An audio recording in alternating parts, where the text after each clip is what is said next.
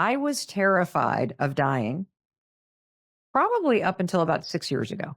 What happened? Well, what happened is I got my shit together Yeah.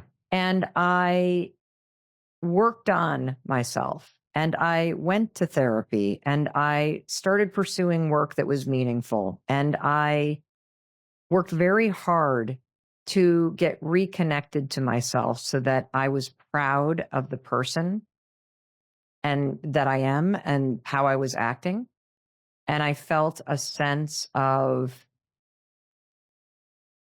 meaning in the way that I was spending my time. And I had faced a lot of the things from my past or cleaned up behaviors or made amends along the way of doing work for 5 to 10 years. I'm just trying to be a happier person, trying to Mhm. not hate myself so much that I was on a plane one day. I'll never forget this. I remember the moment like it was yesterday because I used to be terrified of flying. I had so many rituals before I would get on a plane to make sure it would not go down. I would literally get to the airport and I would be on edge the whole time. And when I got to the waiting area, I'd be scanning the area looking, okay, is there a baby getting on the plane? Okay, good. Is there anybody in the military? Okay, good. Is there anybody in a wheelchair? Okay, good. Is there anybody that is a person of, like spiritual? Okay, good. Oh, do the pilots have the military style haircuts? Okay, great. Because I would then say, oh, all these people, if they're getting on the plane, God, the universe not going to let this sucker go down.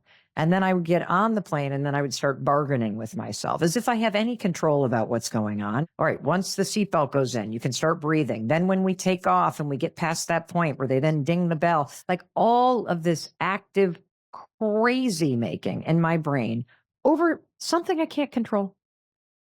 And that was my life. And a number of years ago, I was on the right side of the plane. I was right up against the window because I remember looking out the window and it dawned on me. I hadn't done any of that stuff before I got on this plane. And it dawned on me that I wasn't nervous at all. And then it dawned on me, well, it's because I'm actually not afraid of dying. And the reason why I'm not afraid is that I feel like I have done the work that I needed to do to be connected back to myself.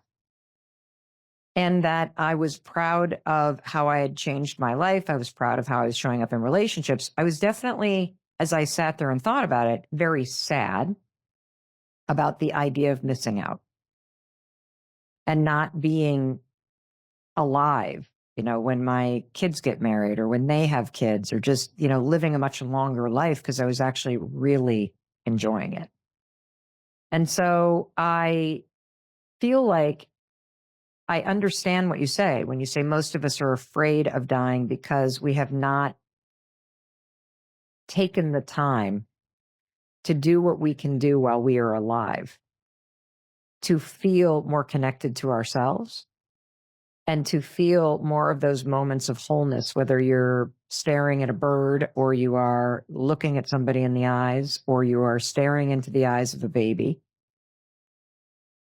And instead, I think the sadness, I would imagine, witnessing so many people dying is just knowing that they had it in the beginning and they didn't experience it really again till the end. Yeah. I think there's levels of the sadness, but back to that realization that wholeness never left you. Whatever happened in your life, it looked like a good life, looked like a bad life. That's the beauty of near-death experiences. You suddenly realize it was all perfect. Like the whole thing was perfect. It was exactly what I needed to learn the things I learned, to become the one I became, and ultimately to realize I was whole the entire time. Any perception of incompleteness was incorrect. I put myself on a human journey so that I would feel everything. And I wanted to feel heartbreak. I wanted to feel, deep depression. I wanted to feel the elation of coming out of depression. I wanted to feel, a cup of coffee in the morning. I wanted to feel sex. I wanted to feel these things in my life. And so I got to do all of that. And Mm. I had that experience, and that's beautiful. But I would say that one thing for us to get excited about is that what you just described, the journey of getting out of fear of flying, was one possible, description or or reality that allowed that to occur is you were moving from a previous state of trying to make everybody else proud of you to a state of being just proud of yourself.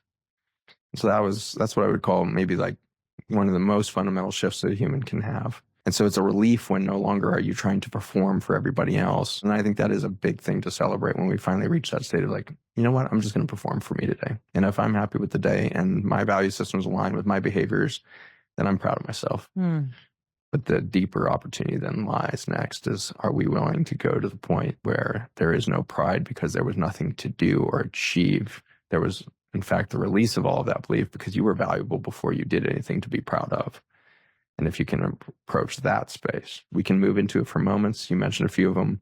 Breath work, I think, is a powerful way to do this. I think your husband, Chris, is training in holotropic breath work right now for his death doula stuff probably, but super potent thing. There's many traditions coming out of India, Africa, South America, North American original peoples all over the world had some form of breath work.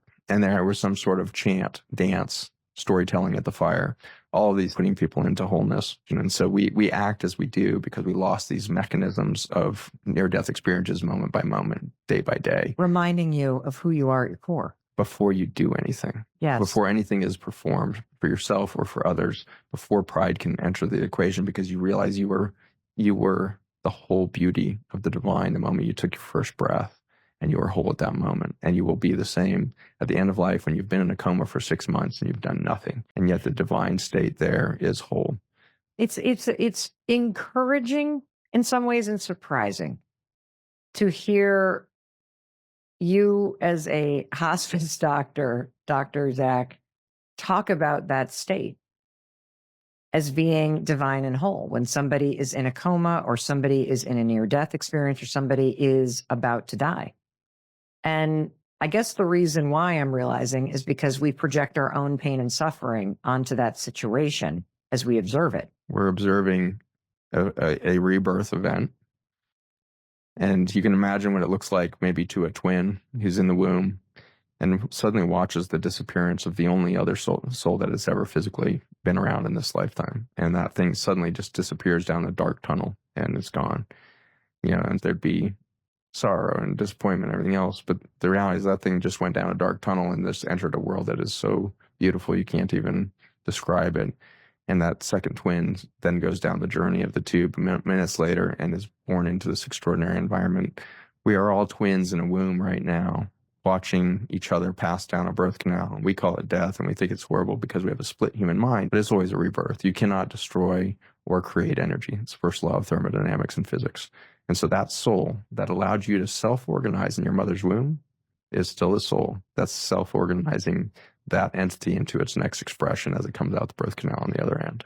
I love that you just said that, because when people ask me, so what do you think happens when you die? I always say, I think about it like birth. Like when you were in the womb, you had no knowledge of the world you were about to be born into.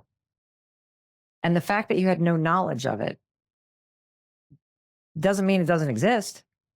And I believe the same thing, that there is this whole world you're about to be born into when you die. And just because you're not quite sure what it is doesn't mean it doesn't exist.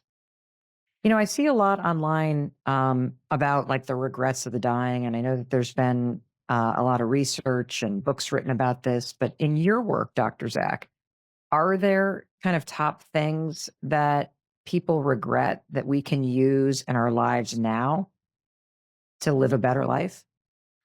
Yeah, the number one regret is I was performing the whole time. I never was actually being me, and I was afraid to be me, and I didn't even know what it would feel like to be me. But right now, as I'm dying, as that veil thins, I feel myself, and I'm a beautiful being. I am whole. And so really, the regret is, wow, if I'd just known I was whole the whole time, and hadn't had to do all the performance, and had been able to taste the cup of coffee for what it really is, instead of perceive it for everything that it's not. I all of a sudden felt this tremendous sense of sadness. Yeah. To think that the biggest realization for most people is at the deathbed. Is at the deathbed. Many of the death experiences that I've been around in which the individual will let go of the body fully, like letting go of that egoic construct, they will journey immediately off the planet.